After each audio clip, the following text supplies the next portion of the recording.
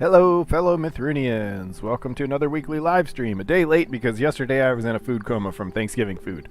Actually, we ended up not even eating until like 8:30, so it's kind of hard to do a live stream. Today we're going to be working on, collision bugs because I'm frustrated with them and I want to improve the debug view for that. So before we get too much further, let's go ahead and get started. There's my superheroes and heroes, the people who keep the lights on here, rolling up in the lower left over there. Yeah, it's especially nice now that I have the public server that I have to pay for. So anyway, one of the things I want to deal with is, for one thing, like the static objects, they just show up as like in the debug view, they just show up as a big orb, which is frustrating because we can see that there's like some kind of hitch that she ends up running into. You guys maybe can't tell, but like she's stuck in here. Okay, but there's it made her move over when I was walking right here, even though there's some kind of weird invisible object here. Yeah, so see, she hung. You can't tell, but I'm pushing forward here, and then she's stuck, and then she walks through. So there's some invisible object. I can't really see what it is because for static objects anyway, and actually I think if I made it dynamic it would still have a similar issue. And you can see that for the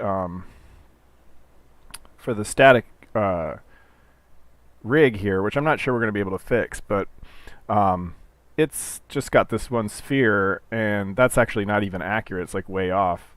But also there's like, I'm going to push forward. You can see I get stuck here even though there's nothing here.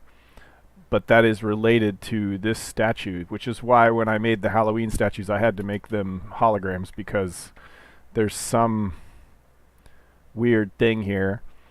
And the other thing is that we noticed when we attached things before that yeah, so I'm not even sure where the actual collision shapes are here, so I don't know even know if I could stand on top of her if I wanted to. Yeah, so she's not really where she looks like she is.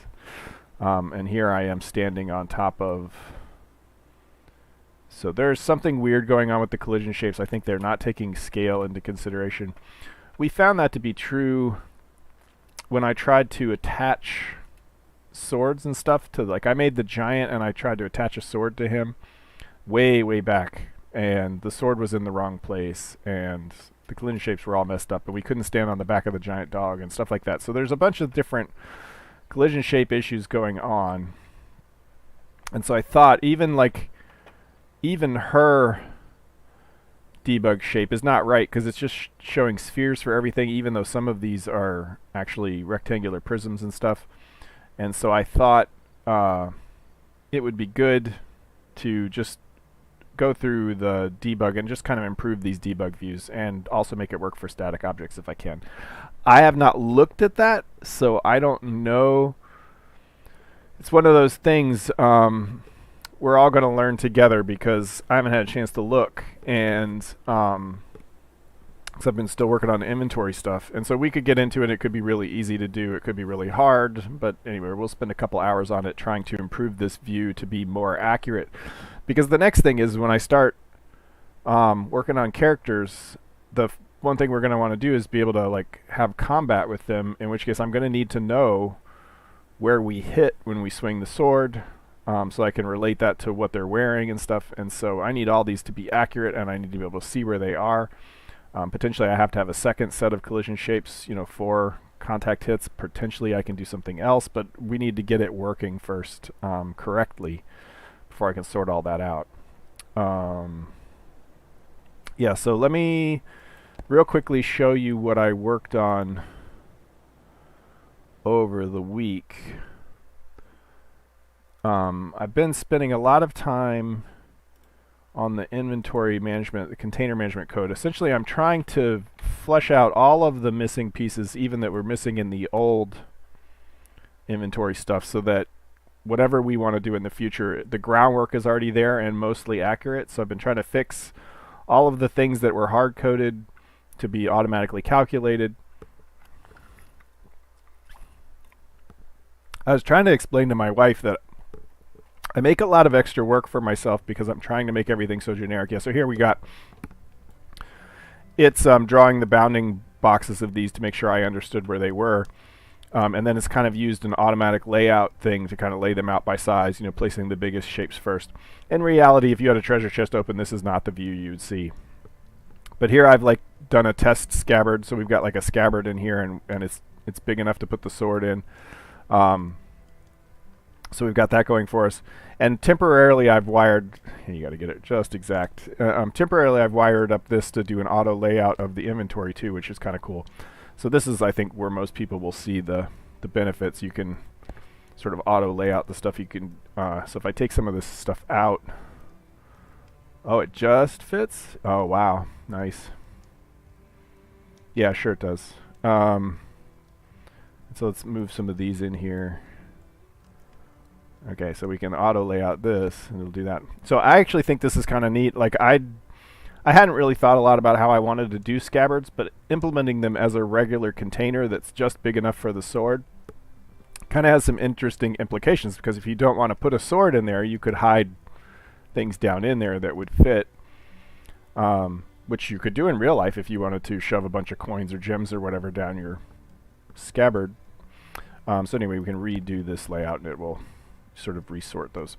So that's what I've been working on. Next steps are, now that I can auto lay out this view, is to make sure that you can't do this. Like you can't have them bump into each other. And so like if you wanted to move stuff around, you'd have to do like this and keep them out of the way so that they couldn't drag over each other, because it gets really strange if you do that. Anyway, so that's what I've been working on, and it's really, really close. You know, brought back in all this stuff, made sure it was up to date with the latest code. And I redid the, so now, before this, these layers were sort of, I hand calculated them on paper, and then I hard coded it to 9 layers, but now the code actually knows that it should be 9 layers. It's still hard coded that it creates 9 layers, but the code that figures out the size of the 2D grid knows that there should be 9 layers. So all that's really, really getting close. Close enough that the rest of it I thought would be boring to watch, because it's a lot of restarting the app, dotting the I's, crossing the T's sort of thing. You know, not a very meaty thing. And then the very next thing I need to work on is the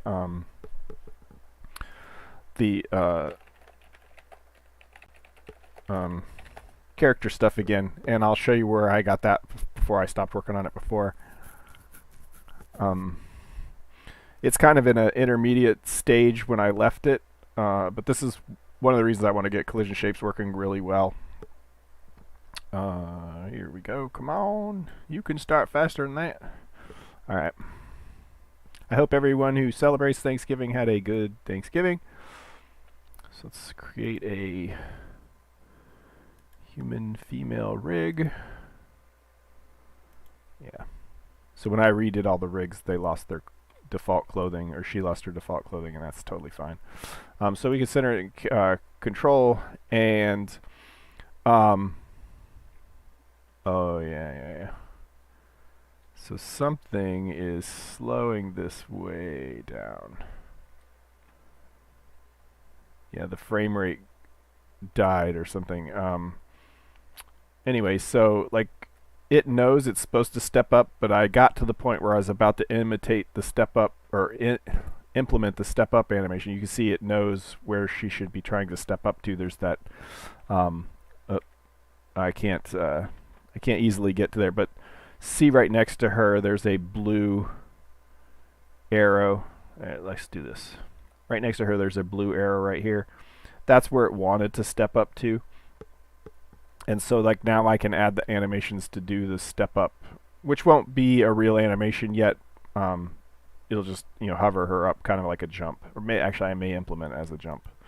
But anyway, so I got all these things working, and it's much better with the hills and things. Like it knows the slopes of the ramps and things, and it tries to hold her on the ramp when she's standing there, so that she only slowly slides down now. because it knows sort of the forces to use. And I think for an NPC that's okay, because they'll course correct. I do not know. I ran this earlier. It was not this slow. It must be the live stream that's making this run slow. You guys can't tell, but I can tell that the controls are really sluggish. Anyway, so this is really close. So basically, by hand controlling it, I'm giving it the steering inputs that the AI would be giving, just so that I can make sure she controls correctly. And it's kind of a feel thing, and eventually I may adapt this. Oh, the other thing I did was, like, the way she picks her animation is no longer hard-coded. That's based on a config and stuff. So this is really ready to be sort of integrated with the AI. Very close. So that's probably what we'll be that may be what we work on Friday, depending on how far we get today. Anyway, today we're going to be messing with the debug views, and I have to remember how they were set up.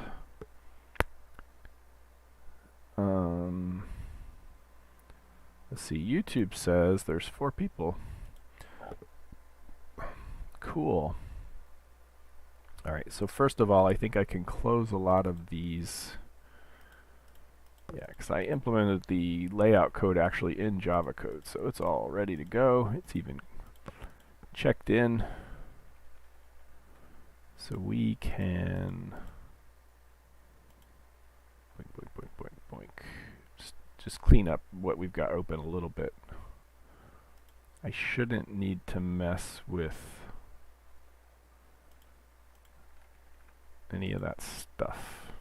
Okay. In fact, I, for now, will close these as well.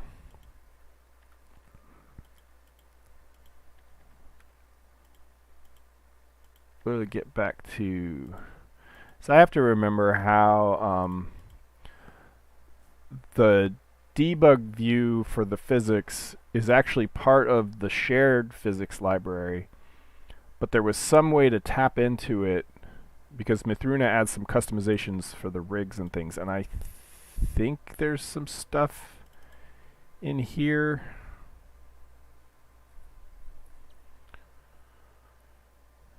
Debug shape view state. What is this?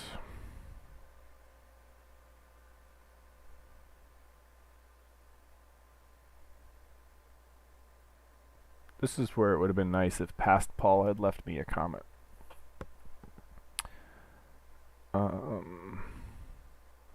Well, first of all, what I can do is look at the main game functions. So figure out, I know how to turn it off and on with F11. Yeah, F11. And so if we look at, that's F1. Oh, so it's not here. Maybe debug keys. View, debug functions. Okay, F11, body debug. And so then what we can do is we can look in all of the files to figure out where F body debug is. Physics debug state. Okay, so I have no idea what this debug shape view thing is for.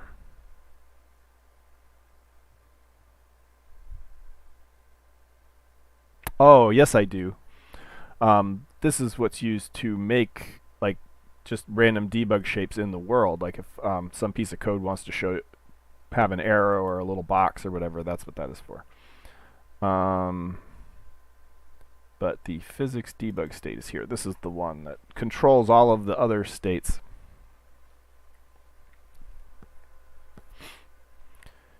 It's not a good sign that I already need to go to the bathroom and we're only 15 minutes into the stream.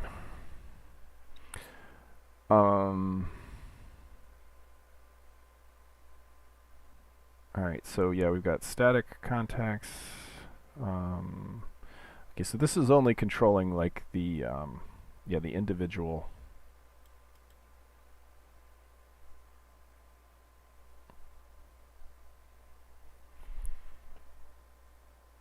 And it's the body debug state that's actually drawing the bodies, and I think that is the one that's part of the mphys debug. So we use the static one.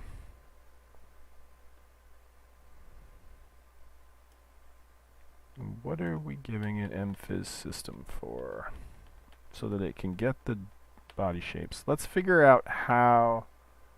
Okay, so here's how we control what shapes are viewed. So we got a part debug shape factory. I bet that the body debug state just does not call these for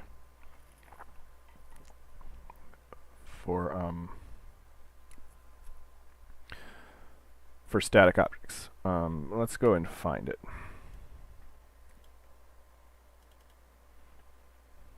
Body debug. Body. Okay, so these are some of the standard ones. And then it's in the... Is it actually in the physics library? No debug stuff here. Kinda odd. Oh, here it is, right here. Okay, I am going to... Oh, I never started up my Office stuff after I...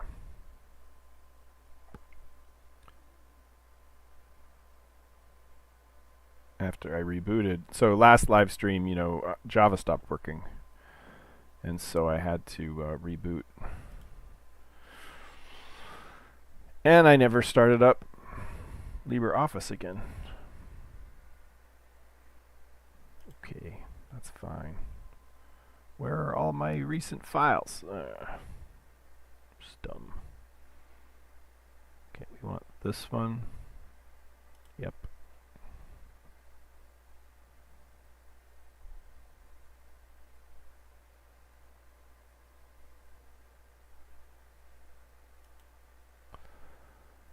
And recent documents, server administration.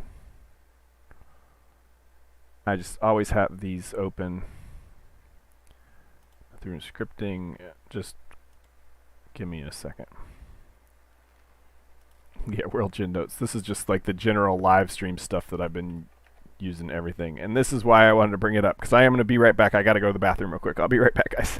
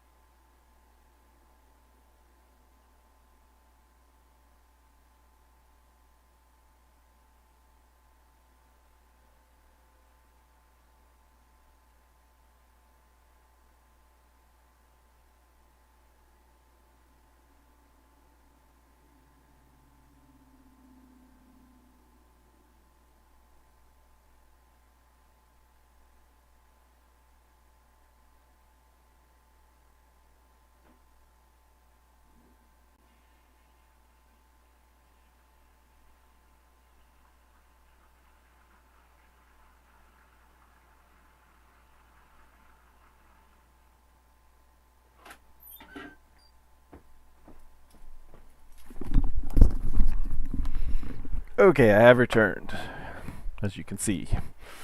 Alright, so we can move up here if we need to. Yeah, so that's the old thing. Okay, let's close all this stuff. Let's get back to work. Yeah, the reboot fixed it right away. Yeah, so like, for whatever reason, like the loaded Java DLLs got corrupt or something. I have no idea. That's the thing, and so like, Java run from a different install was working fine. So it's concerning. If it happens again, I'm going to be more concerned. Otherwise, I'll just chalk it up to the fact that this machine had been running for many, many weeks without a reboot. Alright, so let's remember how we do this. Remember how we do this. Alright. Oh, so another thing, I ordered a, what do they call it, Elgato or whatever, which is a streaming box, so that I can start doing the streaming on a different computer than the one I actually develop on, so that way when I start up Mythruna it won't kill the stream. So hopefully I can get that one in place by next live stream. I did not get it in time for tonight's live stream. Okay, so we debug, okay. Okay, so here's where we, static body added. And what do we do for the static bodies? Static body view instead of body view. Okay, so body view does all kinds of stuff. Colors based on temperature.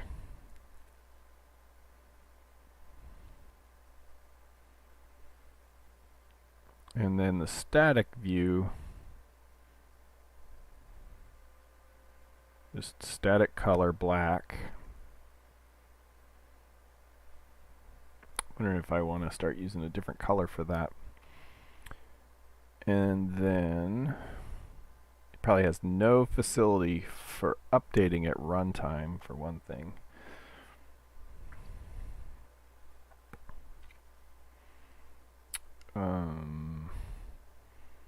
So where do we create the here we go. Let's see how the body view did it. Okay, so it creates the oriented view, little axis object, the little cog object, the bounding sphere, and then somewhere, yeah, so then it can go through all of the things that may add their own debug shapes. And then when it updates their debug shapes. And so I'm gonna just hit the space so this will be red. So down here, you know, we set this up so that it basically this one will go through all of the parts in a multi-part object and render them. So I wonder if we just run that for the static objects too, if it will,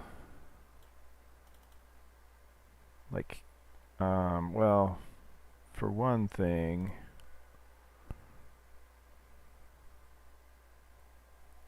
debug shape factories probably, yeah. We would have to implement versions for static bodies, or modify this to be abstract rigid bodies. So rigid body and a static rigid body are two different things, but they share a base class. I'm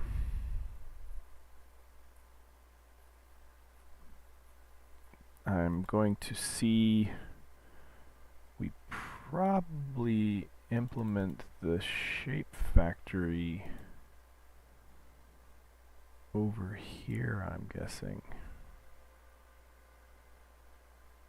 Nope.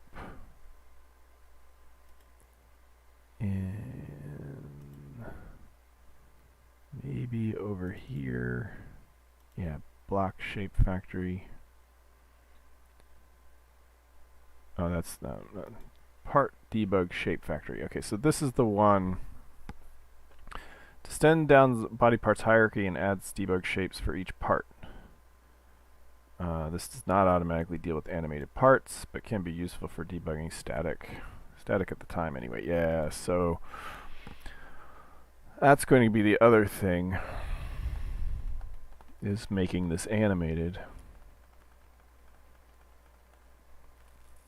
But let's see what we use body for. We might be able to change how this works. So it's using the body shape.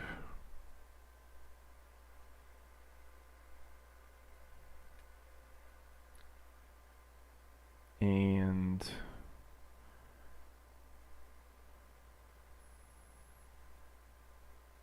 that's it, body shape, body shape. What about here? Body shape, body. Update part, body.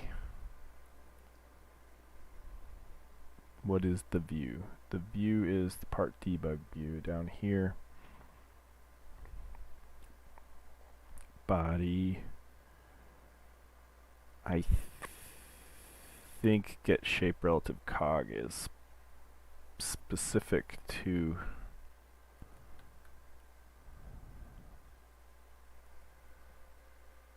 the rigid body. Let us see what abstract body has. Yeah. So that is specific to the shape relative center of gravity, because a static body doesn't have a center of gravity necessarily.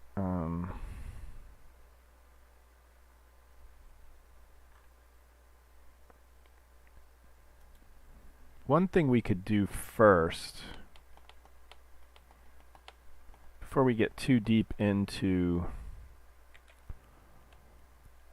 trying to hook this up for the static objects, is fix the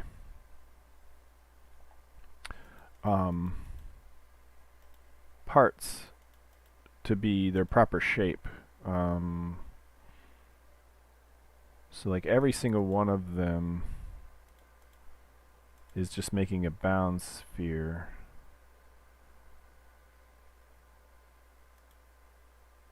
And so I'm wondering if we can fix that.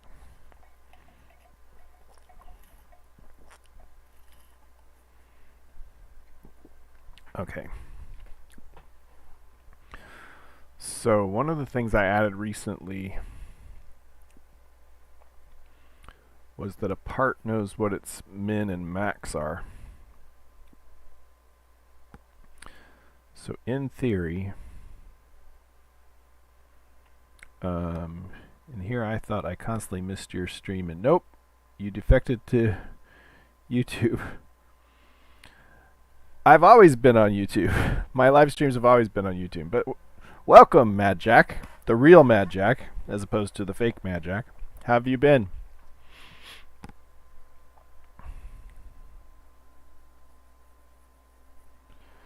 Yeah, today we're doing the live stream on Saturday because I was doing Thanksgiving festivities last night, because we did dinner a day late because my younger adult child was working on Thursday night. So let's so if we don't already have a part, let's make one.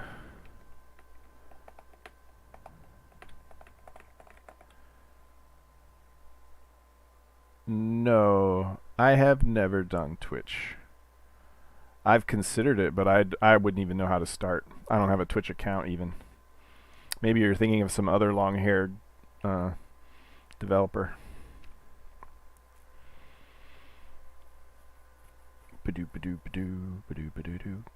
Okay. Okay, what was I doing? Oh yes. So here we want to use different shapes depending on the type. So perhaps Um, yeah, they say the memory's the second thing to go. So then someone can ask, well, what's the first thing? It's like, I don't remember. All right. So for now, I'm just going to hard code this if statement in here. And so if we have a celery part, we'll do that. But, and actually, all of this can be the same. All right. And so, yes, it's not really spheres anymore. We're lying. And so if it's a celery part, we will say, let's just hard code it right here. Min equals part dot, I think it's get min.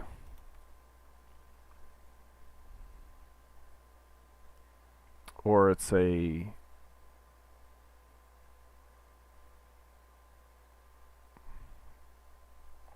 abstract method. Calculate bounds, that's what it is.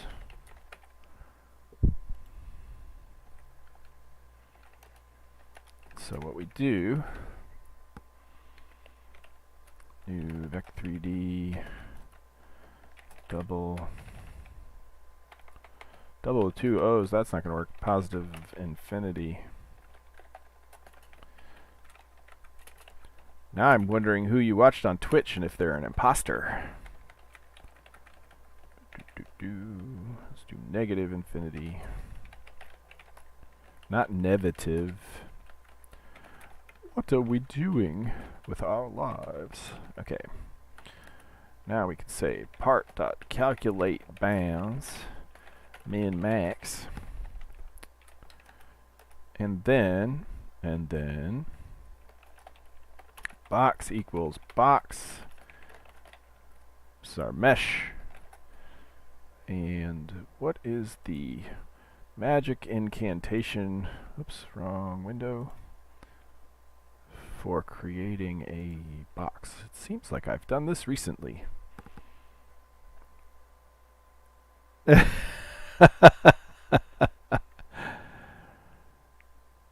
Yeah. I don't know if Twitch would be any better for me. But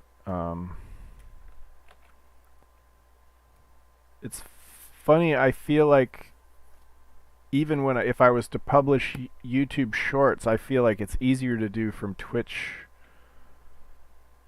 recorded Twitch streams for some reason. That could have all changed. So min to vector 3f, max to vector 3f. Okay, so now we've got a box geom equals new geometry. Bounding box. Not Bach. Bach the rock. Box. Alright. Let's see what we broke. Whee! Okay. Oh, we got 6 on. Wow, Saturday night. And the Mythrunians come out. Yep, still on JME3, correct. I have too much code to move to something else. In fact, I'm stuck on a version of JME3. I'm like 3 revisions behind at this point because I've hacked some things locally that I haven't been willing to contribute back yet. The contribution process changed, and so it's a little more difficult. And I just haven't gone through the steps, and now I'm behind. And I've hacked some things locally that I know fixed my bugs, and I know they've supposedly fixed those bugs in a different way, but I haven't been willing to try them out yet. Oh shit, which oh shit.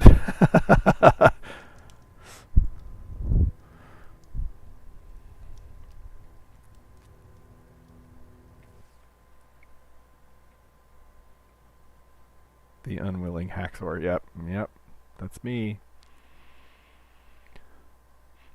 well, they at some point they redid the animation system, which I fully adopted, but at the time,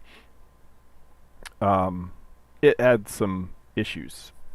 State would bleed. The way I do animation is so even when we're running single player, there's a client and a server, right? And so the animations are actually being run on the server, but they're carefully controlled. Like instead of just letting them play like normal through JME controls, I'm actually setting the time steps myself because I'm doing it back and coordinating it with the physics engine. And so every physics frame, it updates the time. So if the physics slows down, the animations slow down, etc. And the back end, the server, even though right now we're all in one process, is still client server. The server doesn't know about the whole mesh and all that other stuff. It only knows the skeleton and where the collision shapes are. And so it sets the time, and then it sets those to an entity component, and then the view catches up. And so I'm running the animation in a very weird way from JMonkey Engine's perspective. And what it did was it showed that there's some places where the different meshes, not the different meshes, but the different skeletons and skins, they share some interpolation objects that will bleed into one another if you're running them from different threads. And so what it looks like is your character will be running along normally, and then suddenly their arm will stretch out to be 50 meters long and then snap back. And sometimes it'll just plain crash with a divide by zero or something because some other thread is updating its own skeleton, which should all be safe, right? But because they shared some static code that actually contained state and wasn't just strategies, and apparently they fixed that, but I had fixed it locally and I just haven't contributed back. So, but that's that was surprising, but it was really made for some neat stuff. I think I may have recorded some videos and animations, but I don't remember if I posted them. All right, so let's turn on the debug and see what we got. I'm scared to do it. Oh no, it's still spheres. So that means, oh well, she's not a cell array. So this doesn't really. What I have to do, I'm creating a game with JMonkey is actually a good engine too. Well, I've been using JMonkey engine since 2011. I think I'm probably not the right one to ask for an unbiased opinion. But if you want to do Java development, I don't think you have any other options. And I wanted to do Java development, so I didn't have any other options. But the community is really good. I like the community. The people are nice. Supports all the things I want it to do. And I liked it because it was a programmer's engine, so I was able to customize whatever I wanted. I used JMonkey engine to learn how to write shaders, so because it made it so easy. All right, so what I want to do, I think, is make an object that has. What can I do? I can take. Let's. Oh yeah, so inventory is gonna be all screwed up because I've still got the hacked in code and it's teeny tiny shrunk down. Am I running my test wand? So that's another thing I need to fix is that you have to be right over the. Yeah, I am running the test wand. Cool. All right, so I think if I make. Actually, let's use a regular object wand. All right, so if I. So one of these is a. Yeah, the chest. So let's make a chest. And then we'll make it physical. Make it physical. Okay. Nope, still spheres for some reason.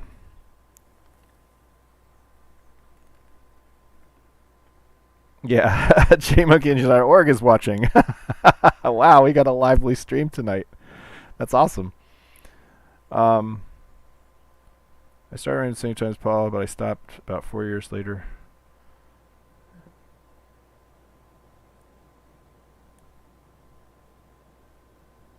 Cool. Yeah, I mean, the nice thing about JMonkey Engine is, other than the core parts, which actually are being refactored right now to make them more flexible, the rest of the stuff is pretty flexible, so you can kind of take or leave the parts you like and don't like, which was what I liked. I can completely ignore controls and things if I want. So it's like it's not even running this code, which, to be honest, is... Oh, you know what?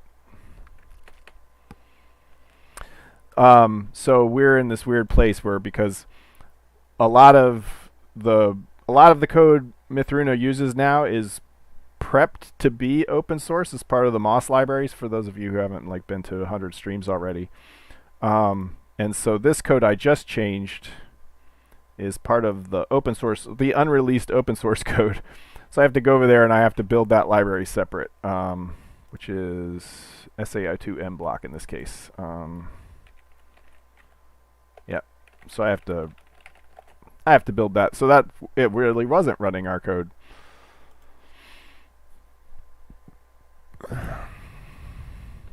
So, and I think that flexibility that JMonkey Engine has extends to a lot of its add-on libraries and stuff too. Like, I know I took that to heart when I made Lemur. Oh,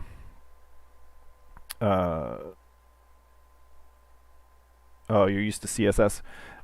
If you use Lemur, its styling is similar to CSS, with some caveats for how it does it. So the Lemur is one of the libraries I open sourced that was part of the original Mythruna, the user interface toolkit. And that is, I think at this point, probably the most commonly used, because you can make all kinds of different styles. Okay, so I screwed something up here. Oh yeah, VED 3D. So, like, the standard, yeah, Lemur. I think most people at this point use Lemur, or they roll their own. And actually, that's where I was going with JMonkey Engine. Is really flexible, and I took that to heart when I made Lemur, because Lemur was supposed to be a bunch of things that, when you put them together, they could make a whole GUI. But if you just wanted to have the mouse picking, you could use just the mouse picking, or if you just wanted the styling support, you could use just the styling support and use your own components, and just included a bunch of default components. And that has grown into sort of its own thing. But when we get into the actual game, well, sort of, because the original guy stopped maintaining it, and so it was maintained by JMonkey Engine members. So this is Lemur. It's just with Mythruna styling. Normally when you run, so let me show you, when you run Lemur out of the box, it's so when you run Lemur out of the box, it'll have this glass style. Well, usually that's what you set as the default. If you run it with no styling at all, you'll get unstyled components. Labels will just be text. Containers will be no background, nothing. But if you set one of the styles that it's included is the glass style, which is what this is. So I see this in a lot of UIs, and then I know they're running Lemur. But so this is the default typecast. So I've screwed something up there. But so that's Lemur. This is, Mythruna uses Lemur. It's just got its own styling. So instead of glass, it's got paper backgrounds and different fonts and different clicks and stuff. So all this is Lemur-based user interface with, I set pop-up containers to have this, worn paper style. My customized the list boxes, anyway, you can do all that through styling.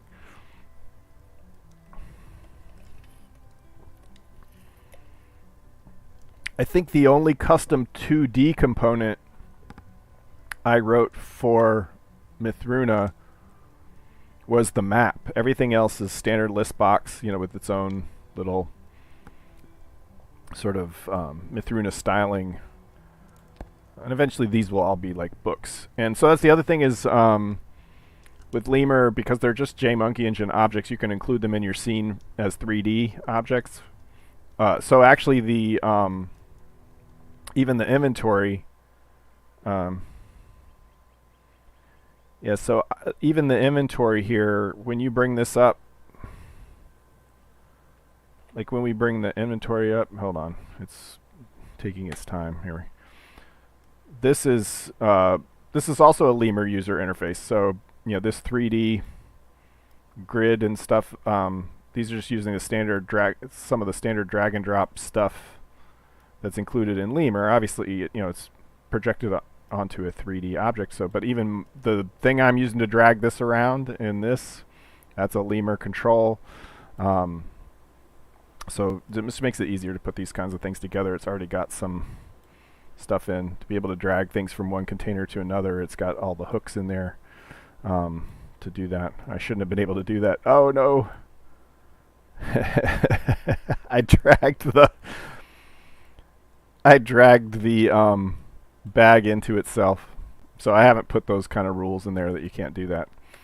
Anyway, so let's yeah, it's still drawing just spheres. Shoot. But yeah, all these UIs and when you pop up these things, this is also a Lemur UI. Basically, all the user interface stuff is Lemur. And here, just with Mythruna styling. Okay, so why? Oh why? Yeah, and see, even this, it's like you can see, even in this case. Let me pop this guy forward a little bit, bumping into him. You can see that when I open this, the bounding shapes are in the wrong place. And so I've got this cool thing, this gourd gun, which I don't think I can, oh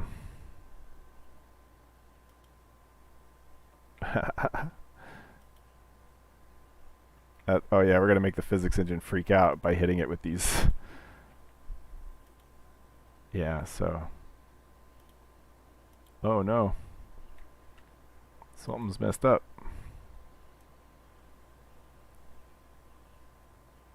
No such property block hit for class. Okay. Yeah, I think that's because I'm clicking on the object and not next to it. I thought I could click on it, but I can't actually. I can put them inside. That's kind of cool. Yeah, clicking on object versus clicking on the world. That's why I'm having trouble. This temporary little gourd gun I made doesn't let me click on objects. But I was going to try to see. I think it's just a visual glitch and not a. Yeah, so I'm going to have to reselect my object font if I want to close this. So I think that. Yeah, of course we've made a really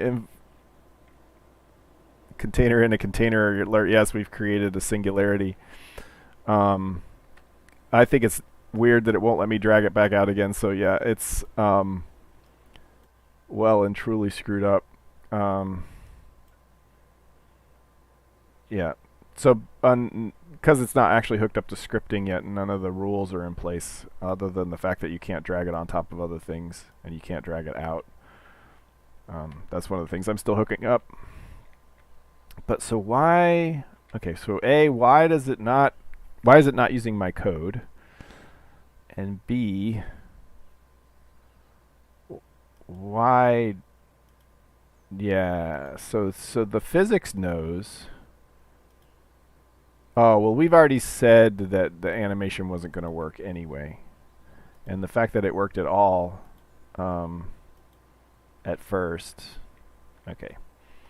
So we've got things to figure out. Let's start back from the beginning. So this is how we set it up. Part debug shape factory, which is what we get from over here, which is what we get. Maybe it didn't compile. One of the downsides to talking and developing at the same time is, yes, it still hasn't... I didn't recompile it after I fixed the... So, apparently there's a part of my brain that I use for development that overlaps the part that I use for talking on a live stream. And so we end up with these issues.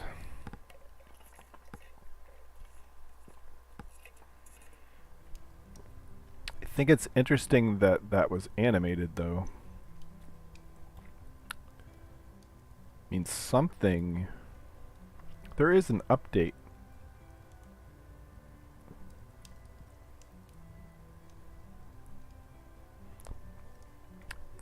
I wanted to set this up in the rigger because we could have, you know, done some live editing of stuff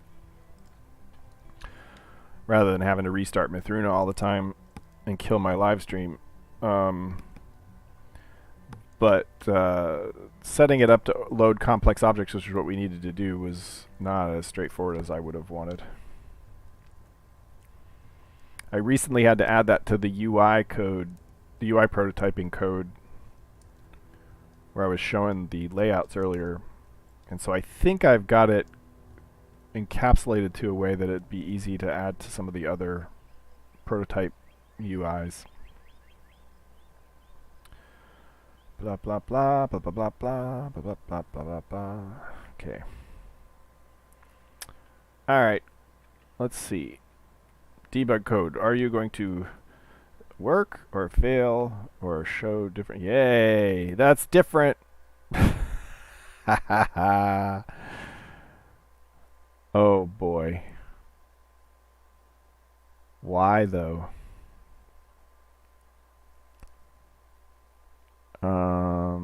Yeah, so this is useful.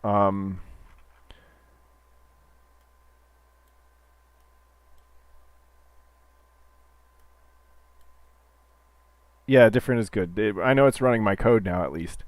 By the way, anybody who's new to Mythruna development, it was relatively late in the game that I added this error pop-up that does all these things and will generate a zip with the logs and all that other stuff. I highly recommend it because there's been a user who's been very patient with me, sending me generated reports from all the bugs that they've got, and I fix them as I see them.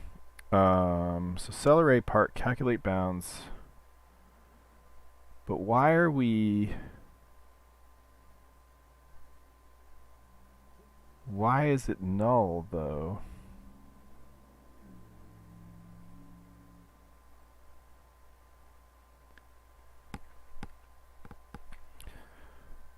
So why do we have a null cell array? Maybe we couldn't load something. Either way, we should handle it. So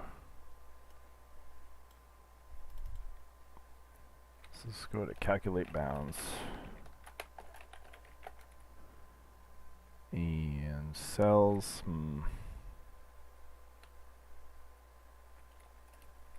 cells equals null. Min set 0, 0, 0. Max set 0, 0, 0. Return. Log warn cells null in calculate bounds. So that future Paul will at least get a warning. Okay, so we gotta run that there. We're not in the right. We need to be in mblock fizz b.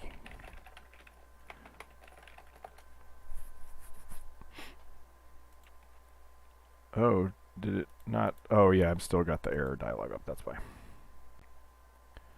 Alright. Let's see what we failed to do correctly now.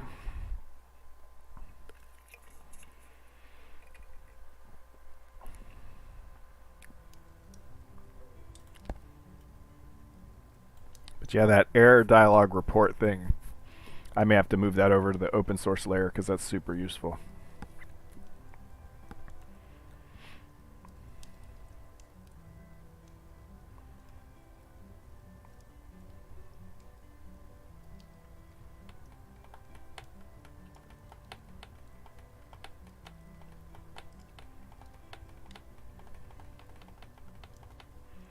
I need to implement ropes so that the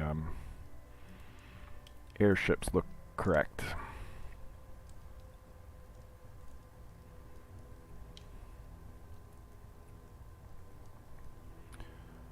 All right.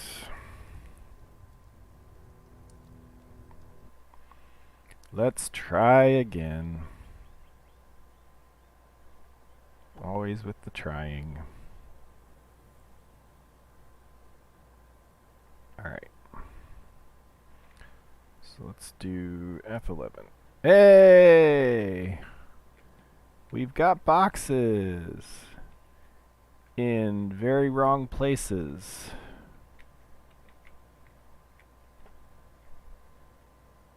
Story of my life, yeah. Well, that's game development. Pretty much any kind of creative endeavor, I suspect. Okay, so these are not correctly sized and not correctly positioned. And then we're left to wonder, is that a visualization bug or a... Because the thing is, the center of gravities are all correct, I think.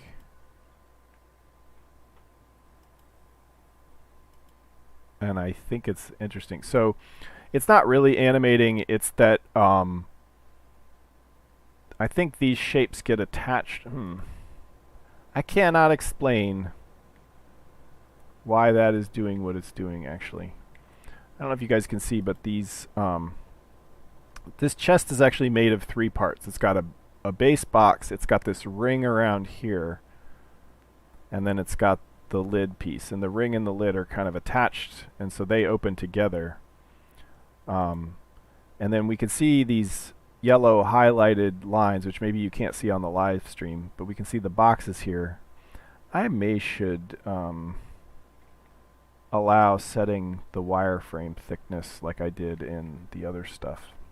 I bet that would be a good idea. In fact, let's make it so. Let me remember how I did that.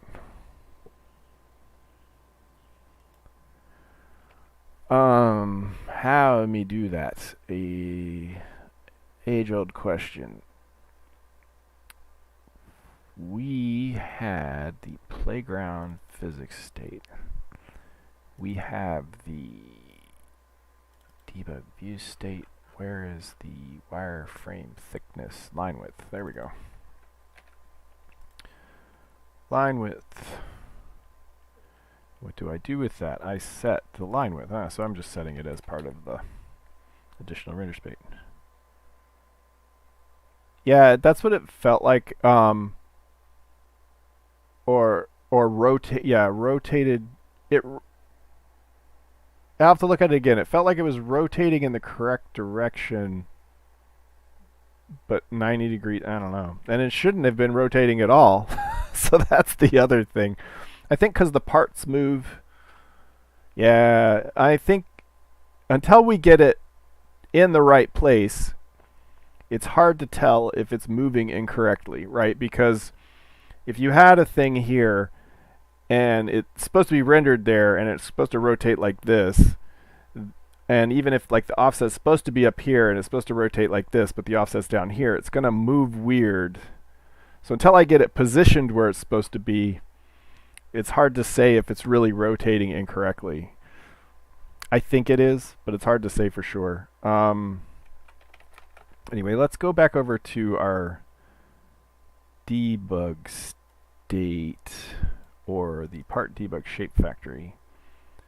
And let me just hack this in for now. Yeah, so we set the wireframe.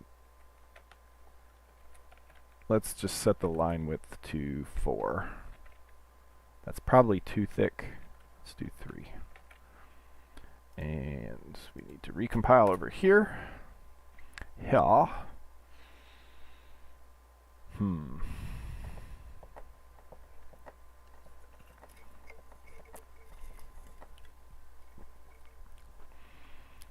Alright, so that went quick. So this will take a while because it takes a while. Blah, blah, blah, blah, blah, blah. Continue the last world.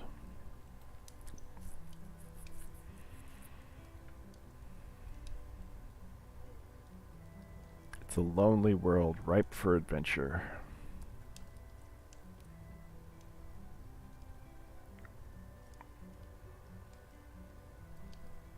Spooky house.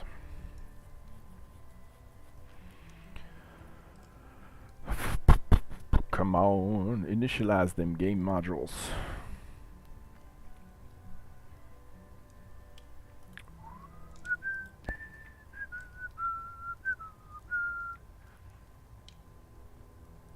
And now we killed the live stream for a second. Yeah.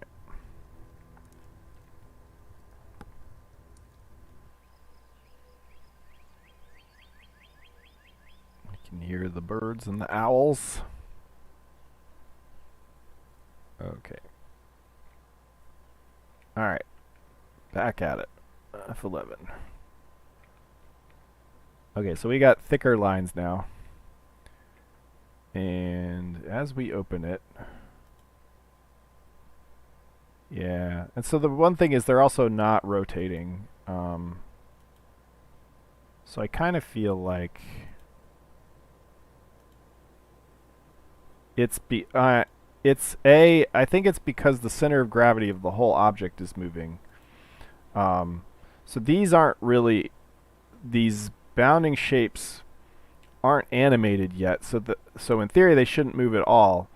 But they are relative to the center of gravity. And so as the center of gravity moves, which if you see this big sphere, it does, I think, grow in this direction more than the other direction, maybe? Hard to say, really. No, it just... That other sphere... it's just growing... I can't explain it. The center of gravity does not change. Though it should. It should actually be moving back as these... Anyway. So, A, these are not in the correct location.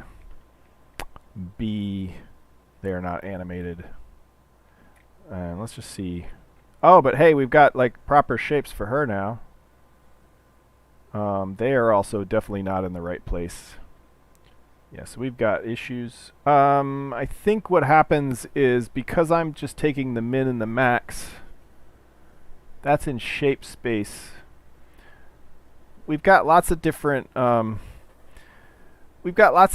shapes going on. Yeah, the good kind of progress for once. Yeah. Lots of different spaces going on. So let me talk about this. I fortunately don't have my little whiteboard logged in. Yeah.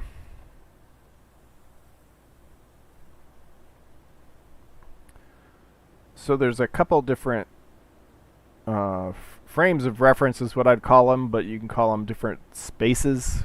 They have their own origin, their own rotation, and they're related to one another. So let me talk about this. And actually, for character rigs, they're messed up anyway. Okay, come on, Miro. Okay. Yeah, so where are we? Alright, so we scooched over to the side last time. Okay, so say you've got yeah. So say you've got your standard person here, right? How it's supposed to work and how it does for all of the other objects is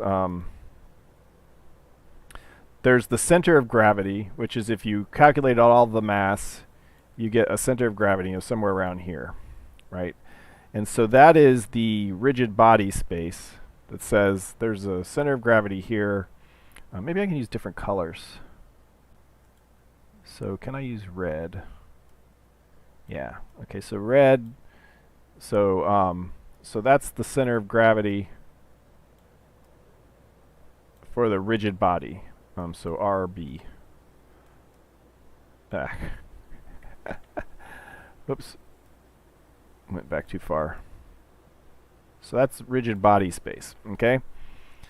Then there's the model space, which is, when you were in Blender and you created this, the model itself has, its own space where this is 0, 0, right? And so that's at some relative location of there. So this is model space, because that's ginormously thick. And so that's the origin of model space. And then when you've got little parts and stuff, when like the little parts for the arms and things, they have their own space. And when they are also models, they have their own little origin and their own, offset and so on and so forth. And so there's, at any given time for a part, there's 3 different spaces to worry about. There's the local part space where if it's made of blocks, they've got their own little 0, 1, 2, 3 for all the little block parts. And then that relates somehow to the, the shape, the model space, which is, the shape that is the model, the space that is the model, but this is 0, 0. And then that relates to the body space, and of course then that relates to world space. So there's, always the world space. So at any given time, you've got to have your wits about you and know which of these we're in. And so when I got the bounding box, I'm pretty sure that was in shape space, where this is 0, 0, but not in rigid body space, where this is 0, 0. So I think I have to translate those values. And that's problematic also, because of rotation.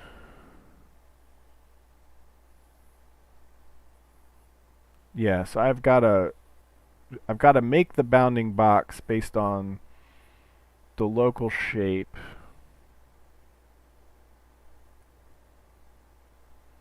Actually, I could be screwing this up because I think that bounding box is already in model space, and so if there's a rotation, the bounding box would look like this, because that's what I needed it for. So that's probably wrong anyway. So this calculate bounds is in model space, I think, and is also takes rotation into consideration. And to be more specific, the experience is that you should try to remain in one coordinate system.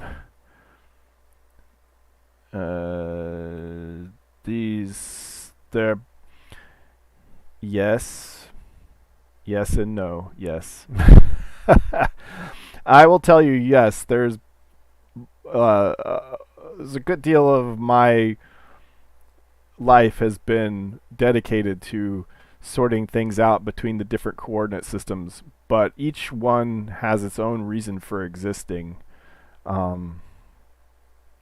And since I am the engine in this case, I wrote the physics engine, so physics wants to deal in center of gravity because that's positioning objects and rotating them, based on inertia and things like that. All has to be done based on the center of gravity. So when the physics object says something is here, it's talking about the center of gravity. But when the model object itself is talking about itself and it wants to know where the foot is relative to the other foot and stuff, it's dealing in its own space.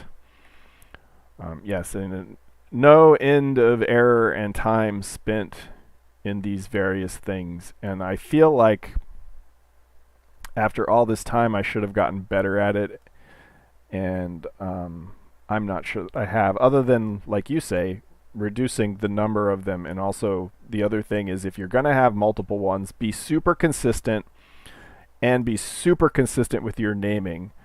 So world to local, what does that mean? This is world to local to the body, not model space or anything else. But so it's important to have well-named things. And the part stuff. Part, calculate bounds, cell array, calculate bounds. It goes through... Yeah, so see, this is calculating it in model space. Wait a second. Stream gone, or is it just for me? Cool. Thanks, Matt Jack, because I go crazy sometimes with the stream. Okay, so accumulate bounds, cell to shape. Okay, so we are calculating these bounds in cell shape, which is not at all what we want.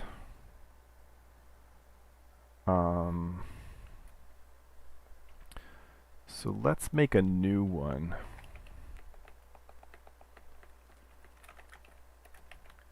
Calculate cell bounds. We want to calculate the raw cell bounds.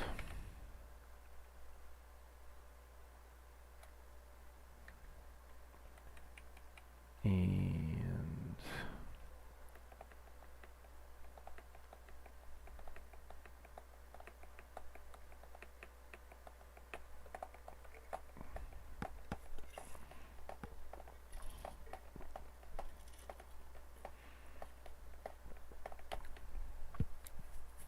except for it will have to take scale into consideration.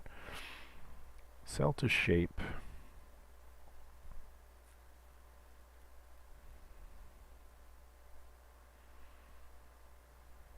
Yes, I think just scale. And I will calculate cell bounds. Okay, and we will do our own scaling.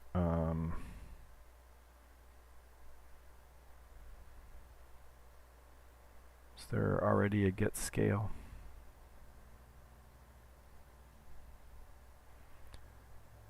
How I know I've drank... yeah, there is a get scale.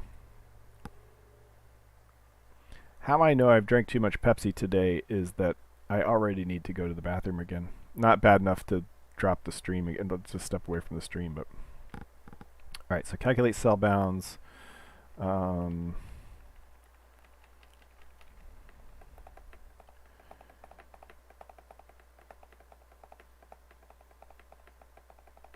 So we should be able to just say min local bt min max local bt max. No rotations, none of that stuff. And if the caller, so this will be calculating it, so returns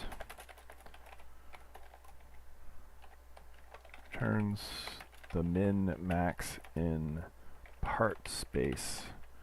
No scale applied, etc. Alright, so then we can use that. And while I'm thinking about it, because that's over here, we will install that.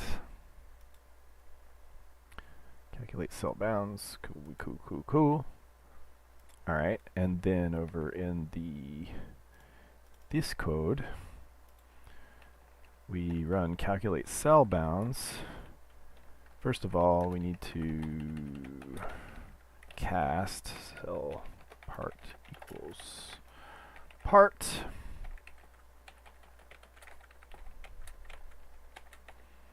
And then min mult cell part dot get scale and mult local, or I'm going to be really unhappy. Max mult local celery part get scale. Oops, boink, and then we'll see what happens. First, we've got to install it, or we won't see nothing. All right.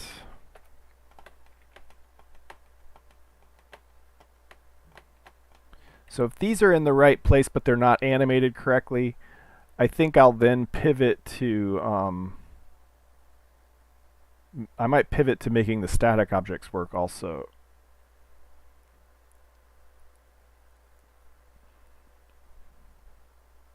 because the animated part.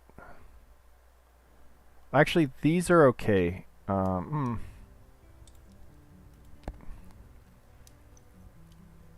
Incapacitated by kitten.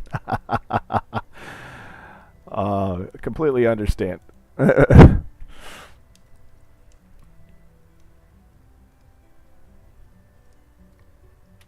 Yeah, we're pet free here as of a year ago. This past summer, our dog passed away.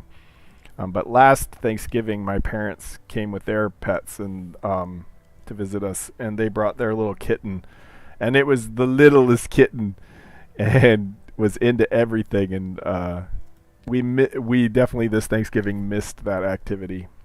So we miss our pets most when the holidays roll around, because Thanksgiving and Christmas were our dog's favorite holiday because there was always food everywhere. So she liked to hang around.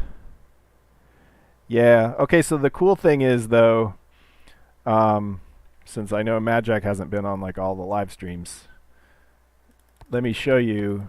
I put my dog in the game. So, yeah. So I think I'm still no. Let's move over to the test wand real quick.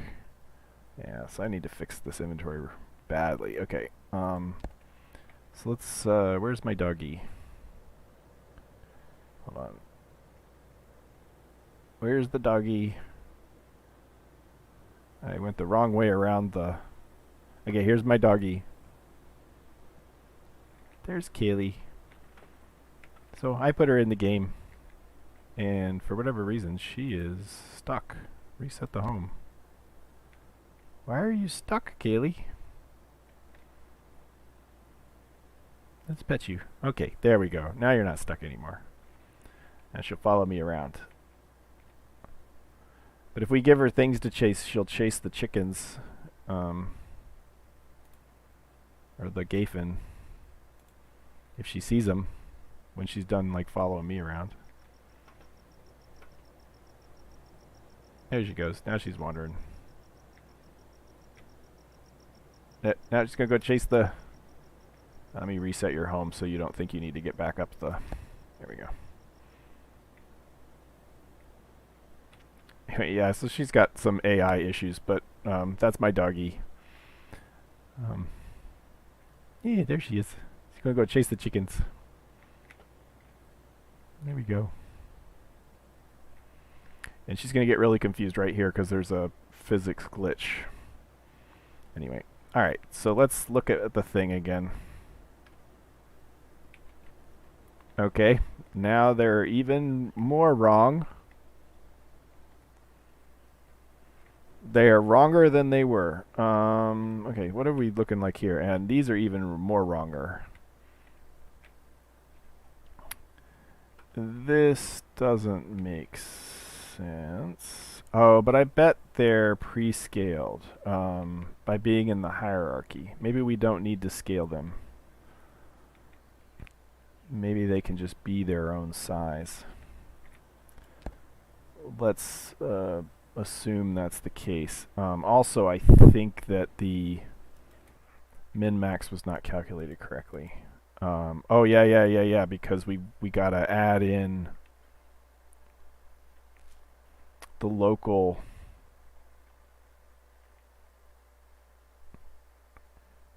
Yeah, I think you could be right. And the issue is that, well, they're smaller. Basically... one of those cell arrays, like, is made up of a bunch of cells, and they may have different shapes. Some of them may be, so say these are the cells. Some of them may be short little blocks like this, and some of them may be a little partial block like this. And so they each have their own little min and max, but it's local to the cell, and I didn't translate them back into... so this min and max is going to be between 0 and 1, and I didn't translate them into the actual cell location. So that's on me. That's my bad. And it's not hard to fix. So we could say boss.set. IJK. Yeah, so we could say pos.add. Hopefully they're not off by half a block, because that would also be like me. Okay, so that one should be good. And then I think that the other thing is maybe I don't have to scale it. So let's take out the scaling. So, you know, whenever you're doing science, it's important to change as many variables at the same time as possible. I think in this case, it's kind of like the old light switches in the room puzzle. We're changing two things, but they're two very distinct things. And so we'll see results from both of them or none of them, etc.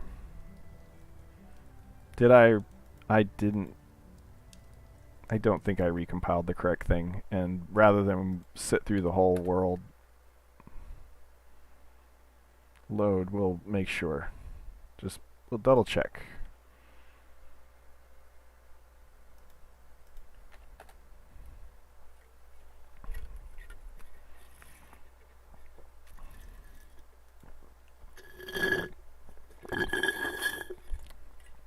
I made that Pepsi last an hour and a half.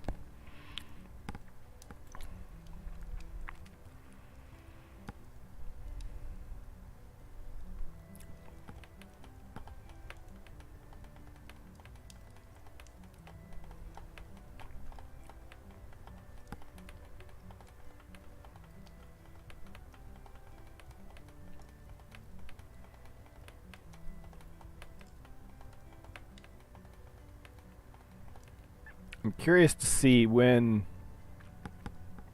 she's working correctly, when her bounding shapes are working correctly. I may create one of the giants again and see if there's the ones that actually walk around.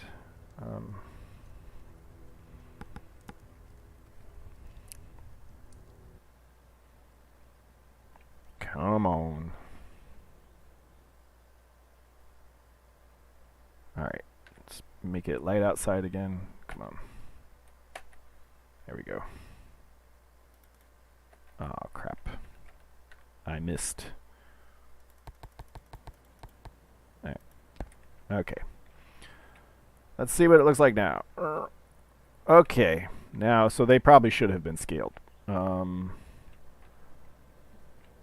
they are definitely not in the correct location, because they'd still be lined up, maybe. Well, they're different scale, though. Alright, let's see what she looks like. Oh, yeah. So they definitely need to be scaled. But now they're at least the right size and shape. I mean... Oh, and they're not rotated correctly for sure. Because the spheres didn't need to be rotated, right?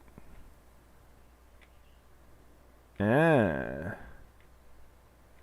might be something trivial to fix. Anyway, let me make another... So one of these... So these are the statues, but there's actually, I think, a giant... Oh, no, I took it out. Oh, man. Yeah... Oh, no. Random human male giant. So let's make a male giant right here. Wink. So he should be twice as tall as me. And so now we can see what his bounding shapes look like, because I think they're in the wrong place based on... When we had him hold a sword, it was in the wrong place. Alright. So we've got a big guy like that. Okay. Alright, let's put the scaling back. And probably put the... and probably add some rotation too. So let's put the scaling back. And... Update part, set local rotation. It is taking the rotation though. Shape relative orientation.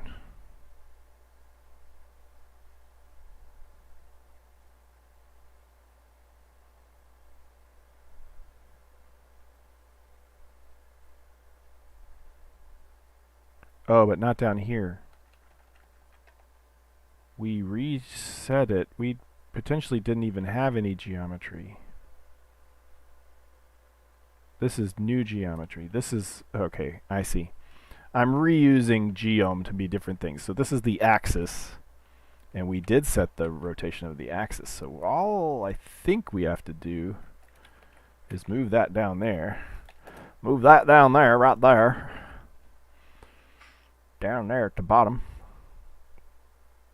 And we're setting the local scale to the radius, which is not correct for this.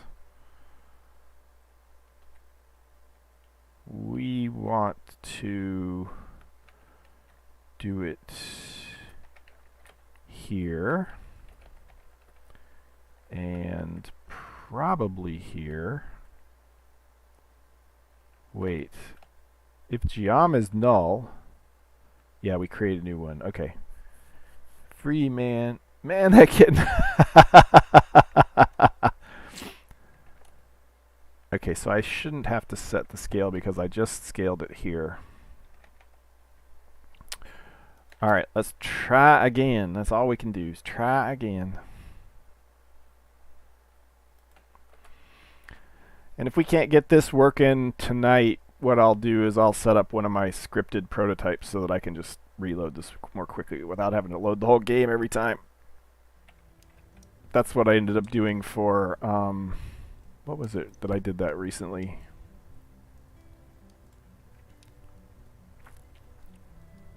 Well, if I just run the scripter, we'll be able to see.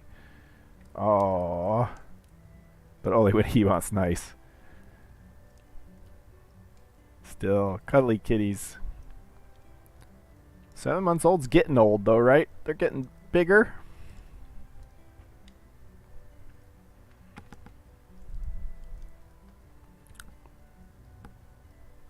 Still in the cute phase, not in the adult phase, but getting bigger, is my understanding.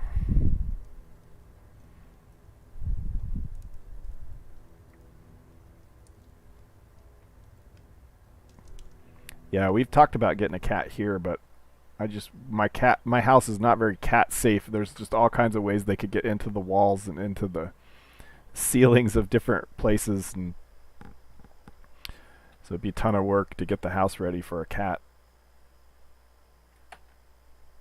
We had to keep a real close eye on my parents' cat when it was here last year, and we lost her for a little while. Where are you going, Kaylee? What you doing? You need to get out of there. What are you doing in there? What are you doing? Yeah, there we go. Good girl. Okay. Let's see. What do we got? F11. Okay, so they're not in the right place, but they are the right size. Cat safe. Yeah, true. But, I mean, like, I've got drop ceilings in my basement with pieces missing, and plenty of rodent traps and rodent baits and stuff up there. So, and then we've got some holes in wall. It's just, I have to patch walls. I have to patch walls and patch ceilings. Hey, look, they rotate. They're not in the right place, but they rotate. Wink. Wink. Hey, we're getting closer. Alright, what does Mythruna, what does the character look like? Okay, that's not right either. The feet are nowhere near the feet. Or we can't see them because they're in the ground, maybe. Nope. They are not in the ground. We would have been able to see them anyway. Oh, yeah. Not ideal, yeah. So it's like, yeah, because Kaylee was a big dog, so she wasn't going to get into any of that stuff. But we still had to keep an eye out to make sure that that any, rodent baits and stuff were not anywhere she could get at them. Okay, so where are the feet? There are definitely feet shapes. We're like right at a tile boundary here. Huh.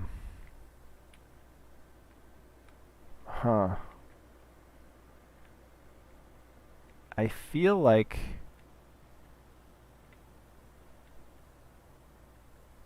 maybe I need to set those bigger. Okay, so the hands are too small. Everything is too small and not in the right place.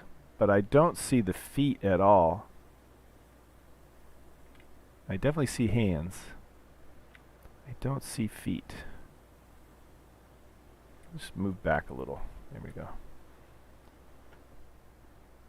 I don't see feet at all. Of course, her bounding sphere is like way off. Like I said that the center of gravity should be her center of gravity, but actually, right now the center of gravity is her model space origin, which is wrong. Okay, so these are wrong in all kinds of ways. Look, they're wrong here because the min and max do not take into account the center of the. There's an offset to the part, and they don't take that into account. Right?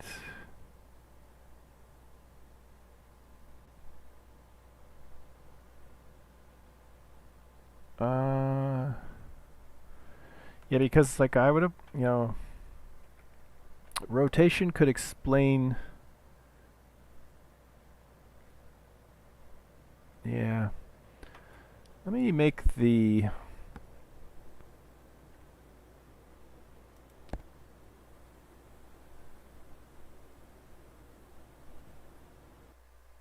Let me make sure that the part. So let me think. When I did the cell to shape, let's see what cell to shape normally does. There's something I'm missing, and I guarantee you it's related to all the different spaces, frames of reference I have. Okay, so normally we would have multiplied the cell space coordinate by scale. Then we would have multiplied. Then we would have get the shape relative position.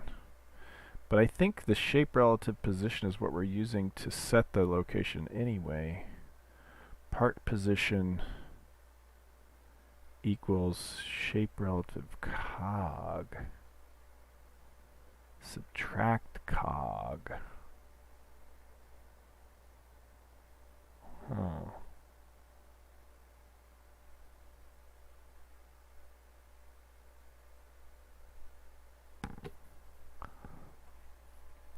And ultimately, so the other thing is that the physics engine's collision system is doing it correctly, for players at least. And used to be, yeah, for any rigid body, I think it's doing it correctly. And so I could be looking to see how it's doing its translations, but that's a little different. Okay, I'm gonna be rude one more time. I have trouble thinking when my bladder is full, so I'll be right back.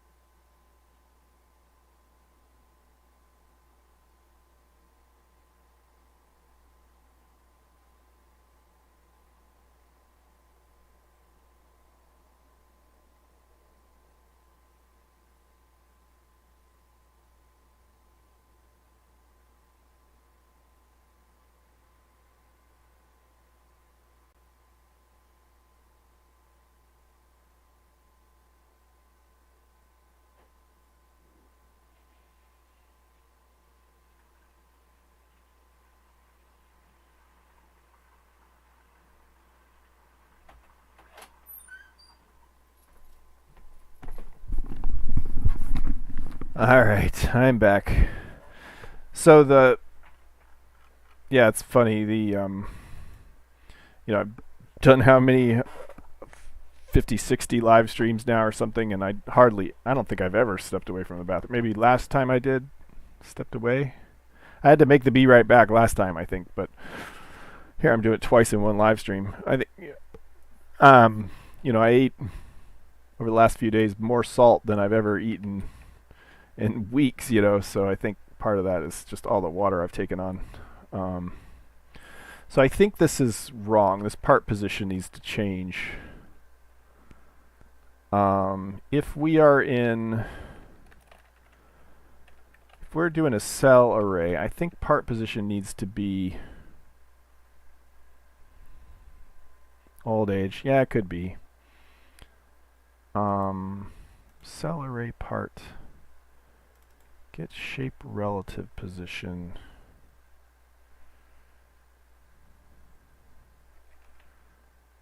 So if we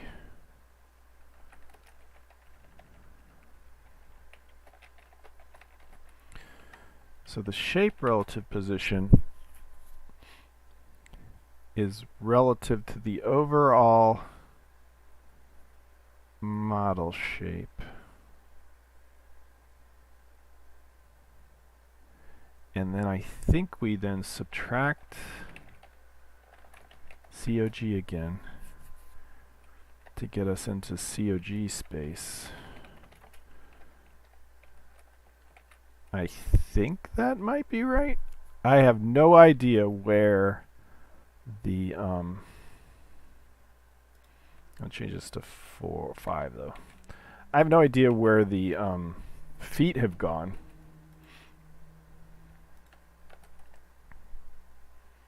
But hopefully this gets us closer.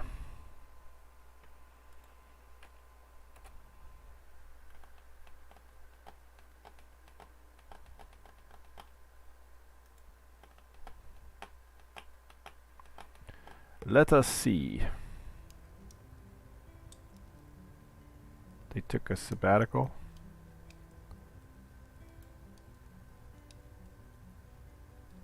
Oh, the feet, yeah.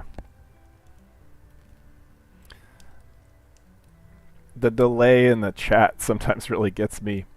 That's what I wonder if would be better on Twitch. I don't know, but the delay on the chat here, you guys can see it because you type something and then you'll see it come up some seconds later. And of course I see it halfway between that. Actually, no, probably I see it right away, but you guys are responding to things that happened, 5-10 seconds ago. And by then my brain has moved on. Okay, hold on. I think I need to go pick somebody up. Okay, hold on. Okay. Give me a bit to get off the stream. Okay, let's finish this out. Let's see if this works, and then I'm gonna have to wrap the stream up because I have to pick somebody up from work. Being the only, well, not the only driver in the house anymore, but there's only the one car. I'm the only one who can afford a car of the driving population. So I need to go pick someone up. Alright, so let's see what we broke. Okay, come on, objects. There you go.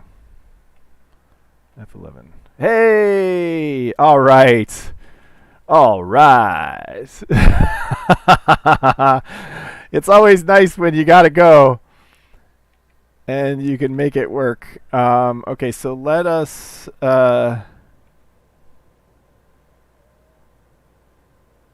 we'll be getting back to engine shows. Okay, so here we've got, okay, so all of that's messed up, right? The rotation's messed up, but for a second it was in the right place. Yeah, so the updates are not correct, so that's something I can work on, but the initial position was in the correct place. But that also means that the updates for the player, because we've already been moving, yeah, and I think that, okay, I need to stay in one tile so that it doesn't jitter out. I think that these, okay, so hold on. Let me see if I can run forward. Okay, I'm trying to get like a good angle on what I think is happening.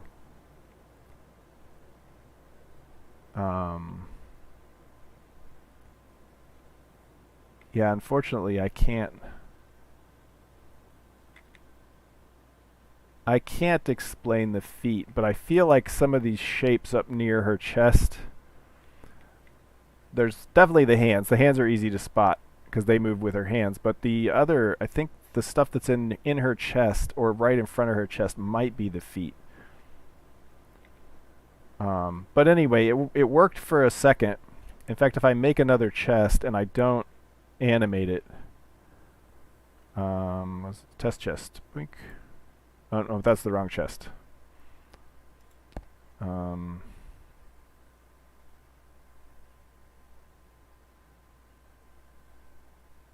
no, it's in the other.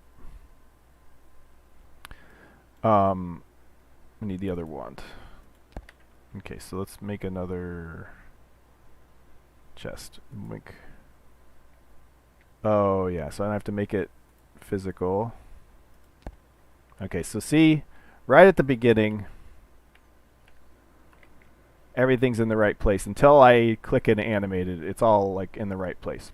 So that's a good sign. And let me check the door too, because the door's going to have a similar problem. So we make the door physical, it's going to fall over. Yeah, okay. Kaboink. But all of the parts are in the right place. Can I open it? Oh yeah, check it out. Okay, so then everything goes wonky. So we're getting there. But yeah, so we're and so if I close it again, yeah, everybody's in the wrong place now. And like by a lot. So we're getting there. But that's where I got to wrap it up tonight. We're getting there. It's exciting because like we're getting closer, and of course we haven't figured out why things are wrong yet. But so I got to get my next steps are finish getting that working, and then apply it to the static objects, and then figure out why they're not updating correctly, even for the physics engine. In the meantime, I think we've had a good productive stream, and so we'll go ahead and close it out. If OBS decides to play nice. There we go. Thanks for watching, everyone. Please like, comment, subscribe. If you're not already subscribed, please subscribe. And like and comment to feed the algorithm. If you're not a patron and would like to become a patron, that's how you would do that. Otherwise, I will catch you guys next time. Thanks a lot.